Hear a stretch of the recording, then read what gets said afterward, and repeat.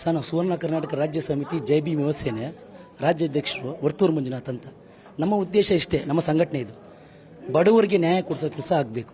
ನಮ್ಮ ಸಂಸ್ಥೆಯಿಂದ ನಮ್ಮ ಸ್ವಂತ ಖರ್ಚಿನಿಂದ 2 ಮನೆಗಳನ್ನು ಕಟ್ಸ್ಕೊಟ್ಟಿದ್ದೀನಿ.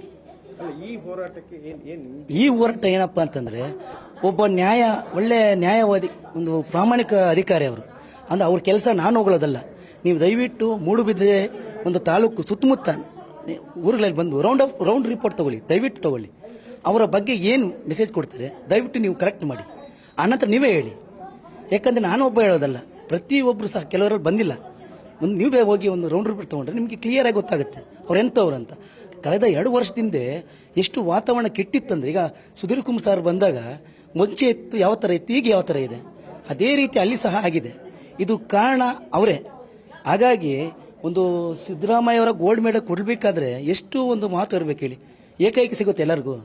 ದಯವಿಟ್ಟು ಇಂಥವರಿಗೆ ನ್ಯಾಯ ಕೊಡಿಸೋ ಕೆಲಸ ನಮ್ಮ ಕಡೆ ನಿಮ್ಮ ಕಡೆಯಿಂದಲೇ ಆಗಬೇಕು. ಈಗ ಮಹಿಳೆ ಕೆಲವರು ಸಂತ್ರಸ್ತರು ಬಂದು ಅವರಿಂದ ಕಿರುಕುಳ ಆಗಿದೆ ಅನ್ನೋ ಆರೋಪ ಮಾಡಿದ್ದಾರೆ. ಕೆಲವು ವಿಡಿಯೋಸ್ಗಳು ಇದೆ, ಆಡಿಯೋಗಳು ಇದೆ. ಸರ್ ಆಡಿಯೋ ಸಹ ಎಲ್ಲ ಕ್ರಿಯೇಟ್ ಮಾಡ್ಬೋದು. ಈಗ ಮಿಮಿಕ್ರಿಗಳೆಲ್ಲ ಮಾಡ್ತಾರೆ. ಆಡಿಯೋ ಈಗ ಟೆಕ್ನಾಲಜಿ ತುಂಬ ಬೆಳೆದಿದೆ ಸರ್. ಯಾಕಂದರೆ ತನಿಖೆ ಆಗಬೇಕಂದ್ರೆ ನಮ್ಮ ಸುಧೀರ್ ಸರ್ ಇದ್ದಾರೆ, ತನಿಖೆ ಮಾಡ್ತಾರೆ. ಅವರೇನು ಸುಮ್ಮನೆ ಕೂತ್ಕೊಳ್ಳಲ್ಲ. ನ್ಯಾಯ ಇದ್ದರೆ ನ್ಯಾಯ ಕೊಡಿಸ್ತಾರೆ, ಅನ್ಯಾಯ ಇದ್ದರೆ ಅನ್ಯಾಯ ಆಗೇ ಆಗುತ್ತಲ್ವ ಸರ್, ಶಿಕ್ಷೆ ಆಗೇ ಆಗುತ್ತೆ. ಇದು ದೊಡ್ಡ ವಿಷಯನೇ ಅಲ್ಲ.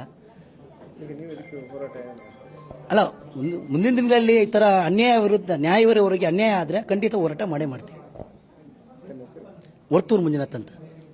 Thank you.